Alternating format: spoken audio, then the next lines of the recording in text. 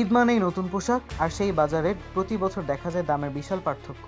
যেখানে বড় বড় ব্র্যান্ড 7-8 হাজার টাকায় পাঞ্জাবি বিক্রি করছে, সেখানে নবীন ফ্যাশন একদম ভিন্ন পথে হাঁটলো। তাদের পাঞ্জাবির দাম রাখা হলো মাত্র 990 থেকে 2500 টাকার মধ্যে, যা নিম্নবিত্ত থেকে মধ্যবিত্ত সবার নাগালের মধ্যে। কিন্তু আসল চমক ছিল তাদের অফারে। 2400 টাকার 2টা পাঞ্জাবি কিনলে সাথে আরও 4টা ফ্রি, আর 990 টাকার প্যাকেজেও একই অফার। এখানেই শেষ নয়, রিক্সা ভাড়া, এমনকি বাইকে এলে ইঞ্জিন অয়েল খরচ পর্যন্ত কভার। ফলাফল, ক্রেতাদের ভিড়, হুড়োহুড়ি, এক ধরনের ঈদের উৎসবের মতো পরিবেশ। কিন্তু ঠিক তখনই শুরু হয় অন্য গল্প।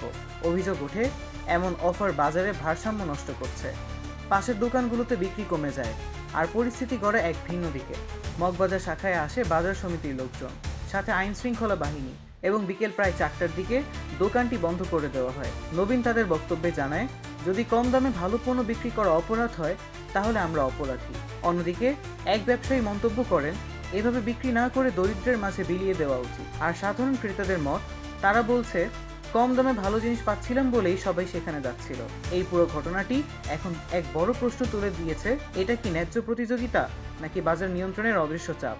দাম কমানো যদি অপরাধ হয়, তাহলে লাভটা আসলে কার হাতে থাকে?